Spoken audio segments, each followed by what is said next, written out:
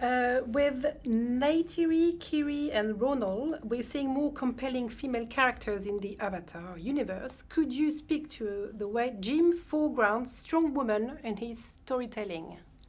I think Jim loves women, thinks of women as very strong. I mean, he created the, more extended Ripley, But I think Ronal is a very powerful character, a very upfront character who doesn't want us there.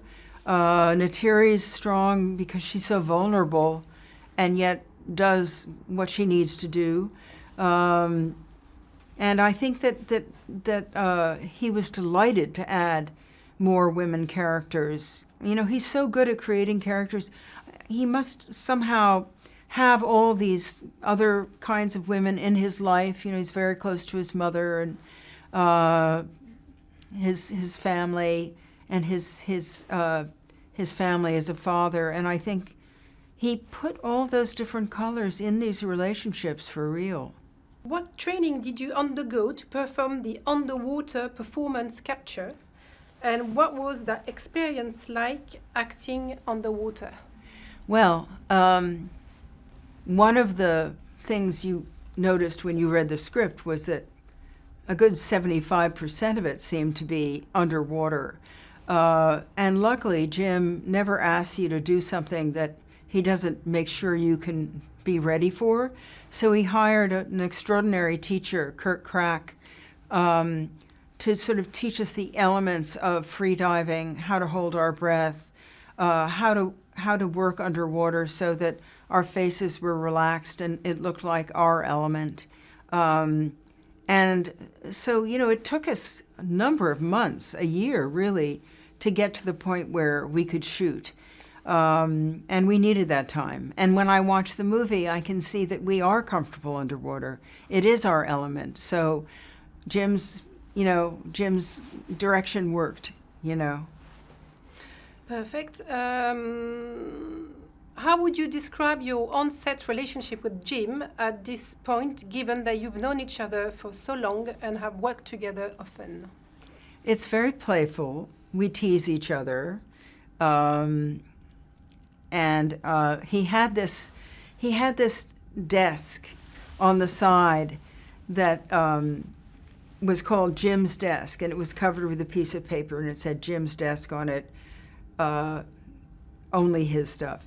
And you're often over there talking to Jim right by the screen where you can sort of see a roughed out version of what's going on. And I put my coffee cup down one day, and he said, "This is my desk." And I said, "You know what? You have all this space. I'm going to just take a corner for myself." And I took a crayon and I made a kind of square. And I said, "This is my space, and if I have a cup, I can put it down on this space." So I think we give as good as we get.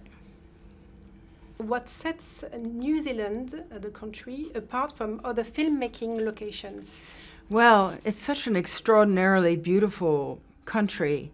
I did all my performance capture on an empty set in Manhattan Beach. So I only went to New Zealand we shot a little bit of 4 there that I was in. And so I think what's great is it has a really good crews, a whole film community, a filmmaking community that's very hardworking, and lovely, lovely scenery for Lord of the Rings and all these different hobbity things. But I don't think we've ever taken advantage of it because, of course, Pandora is all done at Weta Digital, and it's a make-believe world. So we're probably the only film that's gone to New Zealand without wanting to shoot the mountains and the forests and the oceans. And another one about New Zealand. Can you describe what it's like working in New Zealand and working with the New Zealand crew? Well, I loved working in New Zealand. The people are great.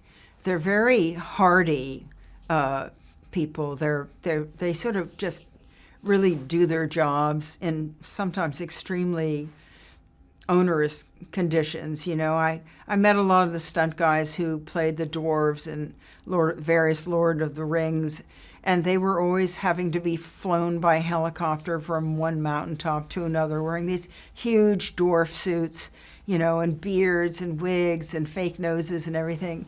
And they're just such a great group of people. They're so funny. You know, they don't take it too seriously, but they work hard. And the last one, amid all the grand spectacle of The Way of Water, the central core of the story is really centered around family.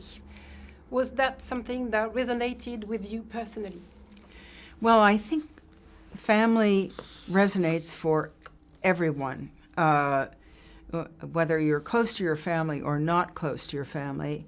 As soon as the movie starts, you are just brought into that family. You become part of the family for the whole 2+ hours, and this emotional story is the family story, and he's written it. Jim Cameron has written it so beautifully. Every character is so well defined and so well played. I think it's got an amazing cast, and to me, that's why.